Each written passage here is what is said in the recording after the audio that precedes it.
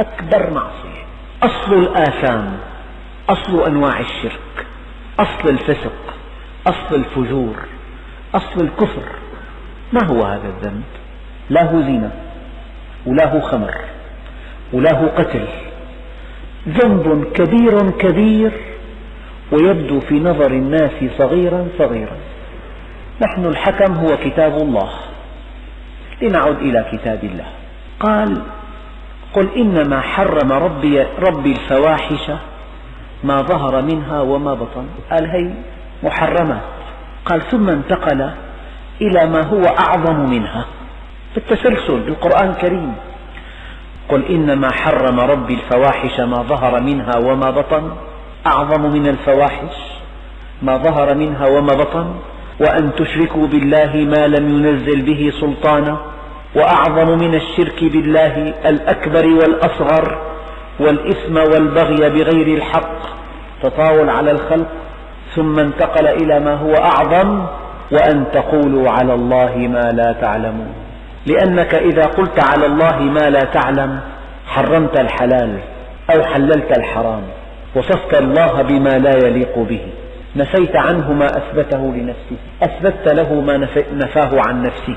أن تقولوا على الله ما لا تعلمون في نظر علماء التفسير أعظم المحرمات وأشدها إثما، فإنه يتضمن الكذب على الله، وأن تنسب إلى الله ما لا يليق به، وأن تغير دينه، وأن تبدل دينه، وأن تنفي ما أثبته، وأن تثبت ما نفاه، وأن تحقق ما أبطله، وأن تبطل ما حققه، وأن تعادي من والاه، وأن توالي من عاداه، وأن تحب ما أبغضه، وأن تبغض ما أحبه، وأن تصفه بما لا يليق به في ذاته وصفاته وأفعاله وأقواله.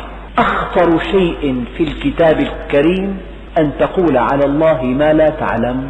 فقبل أن تقول على الله ما لا تعلم عد إلى المليون. قبل أن تقول هذا حلال، قبل أن تقول الربا لم يحرم منه إلا النسب المرتفعة، إذا كنت واقعا في هذه المعصية أينبغي أن تجعلها طاعة؟ أينبغي أن تجعلها تشريعا؟ إذا كانت المرأة مبتلاة بتقصير في حجابها أينبغي أن تجعل هذا التقصير شرعا؟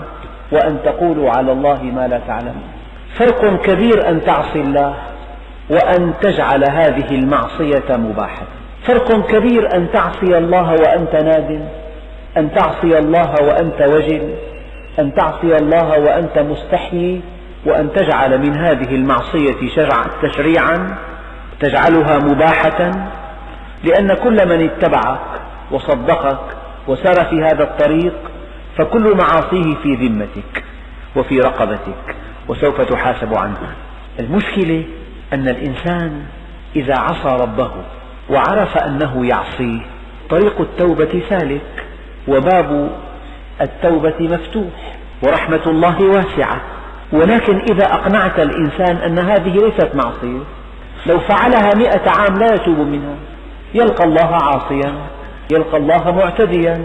هؤلاء الذين يلعبون بدين الله لهم حساب عسير في الدنيا والآخرة. جاء الإمام أحمد بن حنبل وفد من مغرب العالم الإسلامي من الأندلس ليسأل الإمام أحمد بن حنبل العالم الأول والفقيه الأول عن 30 سؤالا. ما كان من هذا الإمام الجليل إلا أن أجاب عن 17 سؤالا. فلما قيل وأين الإجابات المتبقية؟ قال لا أدري. قالوا الإمام أحمد بن حنبل لا يدري؟ جئناك من أقاصي الدنيا وأنت العلم الأول. قال قولوا لأهل المغرب الإمام أحمد بن حنبل لا يعلم، لأنه لو قال وهو لا يعلم وقع في إثم كبير. وهذه نصيحتي لكل أخ، كل واحد منكم بين أهله، بين جيرانه، بين زملائه، أنت من طلاب العلم، ما حكم هذه القضية؟ إياك أن تفتي، إياك أن تتسرع، تبصر، عد إلى كتاب الله، عد إلى سنة رسول الله، عد إلى فهم كتاب الله كما ينبغي، عد إلى فهم السنة كما ينبغي. استأنس، اسأل، دقق، تأمل، تحقق، طالع، قبل أن تقول له هذه حرام وهذه حلال. يعني أنا ما كنت أتصور أنه أعظم شيء حرمه الله فوق الزنا وفوق شرب الخمر وفوق القتل وفوق الشرك وفوق الكفر، لأنه أصل الشرك. لذلك أخطر شيء في الدين أن تصل إلى ينابيعه، أن تضع يدك على جوهره، أن تصل إلى أصوله. من هنا قال عليه الصلاة والسلام: ابن عمر، دينك دينك، إنه لحمك ودمك، يعني إنه وجودك. خذ عن الذين استقاموا ولا تأخذ عن الذين مالوا. من هنا قال عليه الصلاة والسلام: إن هذا العلم دين فانظروا عمن تأخذون دينكم. يعني هذا الذي يفتتح نادي ليلي ترتكب فيه كل المعاصي الكبيرة، والله الذي لا إله إلا هو لو وزن هذا العمل مع من تكلم على الله ما لا يعلم، فحلل حراما أو حرم حلالا أو أثار شبهة أو نفى عن الله ما أثبته عن نفسه أو أثبت له ما نفاه عن نفسه أو غير سنة النبي أو جاء بأحاديث موضوعة ليضلل الناس بها، والله الذي لا إله إلا هو لو كشف الغطاء لرأيتم هذا الذي ضلل الناس وأفسد عقائدهم وحرم عليهم الحلال وأحل لهم الحرام وسوغ لهم انحرافات العصر وجعلها مغطاة بآيات قرآنية، وافترى على الله الكذب وافترى على النبي الكذب ووجه النصوص توجيها شهوانيا.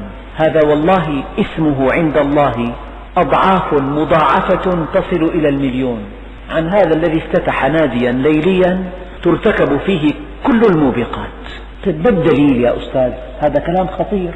الدليل قال تعالى: والفتنة أشد من القتل. لا سمح الله ولا قدر، لو أنه إنسان قتل فتاة، هذا قاتل يحاكم بجريمة القتل ويساق إلى المشنقة، فإذا تاب قبل أن يقام عليه الحد كان هذا الحد كفارة له. أما إذا أفسد فتاة ودلها على طريق المنكر، والله هذا الذي أفسد تلك الفتاة وسبب هذا الجيل من الفاسدات، يعني لو أنه قتلها لدخلت الجنة. هذا معنى قول الله عز وجل: والفتنة أشد من القتل. إذن أن تقول على الله ما لا تعلم أكبر معصية في الدين، لأنك أصبحت مضللا، لأنك أفسدت العقائد، لأنك أفسدت السلوك. قال بعض السلف: ليحذر أحدكم أن يقول أحل الله كذا وحرم كذا، فيقول الله: كذبت، لم أحل كذا ولم أحرم هذا. يعني التحليل والتحريم بالرأي المجرد بلا برهان من الله ورسوله ذنب كبير جدا، قد يفوق الشرك، قد يفوق الكفر، لأنه أصل الشرك وأصل الكفر. فليتبوأ مقعده من النار. لماذا؟ قال: لأن كل شيء أضيف إلى الرسول فهو حكما مضاف إلى المرسل، فإذا أضفت إلى الرسول شيئا ما قاله فكأنما أضفته إلى الله عز وجل. لذلك ماذا قال الله عز وجل: ومن أظلم ممن افترى على الله كذبا. أي ليس في البشر كلهم إنسان أشد ظلما ممن افترى على الله كذبا. قال: أنى بالتوبة لمن لم يعلم أنها بدعة. كيف يتوب الإنسان إذا لم يعلم أن هذا الذي يفعله بدعة؟ إذن الافتراء على الله عز وجل يغلق باب التوبة. فأنت قبل أن تسأل اسأل من تثق بعلمه، وقبل أن تتكلم تكلم عن علم، لا تسأل إلا أهل العلم ولا تنطق إلا عن علم، وإلا